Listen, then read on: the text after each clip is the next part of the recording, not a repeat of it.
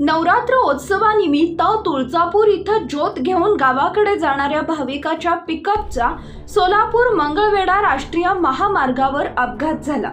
गाडी रस्त्याच्या कडेला असलेल्या खड्ड्यात पलटी झाल्याने 2 जण ठार झाले तर 6 जण जखमी झाले। चॅनलवरती नवीन असाल तर MM मराठी न्यूजला जरूर सबस्क्राईब करा। हा अपघात गुरुवारी सकाळी 7:45च्या सुमारास मोहोळ तालुक्यातील कामती इथं घडला। प्रदीप सुरेश क्षीरसागर वय वर्ष 20 आणि नेताजी अंकुश कराळे वय वर्ष 23 दोघेही राहणार गोनेवाडी तालुका मंगळवेढा जिल्हा सोलापूर अशी अपघातातील मृत तरुणांची नावे आहेत।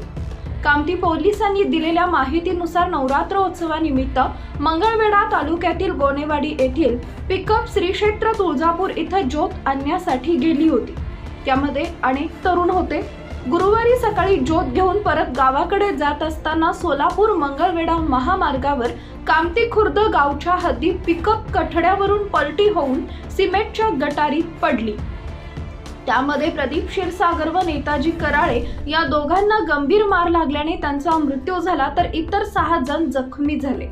त्यांच्यावर सोलापुरातील खासगी रुग्णालयात उपचार सुरू आहेत। अपघाताची माहिती मिळताच कामती पोलीस ठाण्याच्या पथकाने घटनास्थळी धाव घेत स्थानिक नागरिकांच्या मदतीने जवळच्या शासकीय रुग्णालयात जखमींना उपचारासाठी दाखल केले। अपघातानंतर गोनेवाडी गावावर शोककळा पसरली असून अनेकांनी सोलापूरच्या दिशेने धाव घेतली आहे। या अपघाताचा तपास कामती पोलीस करत आहेत।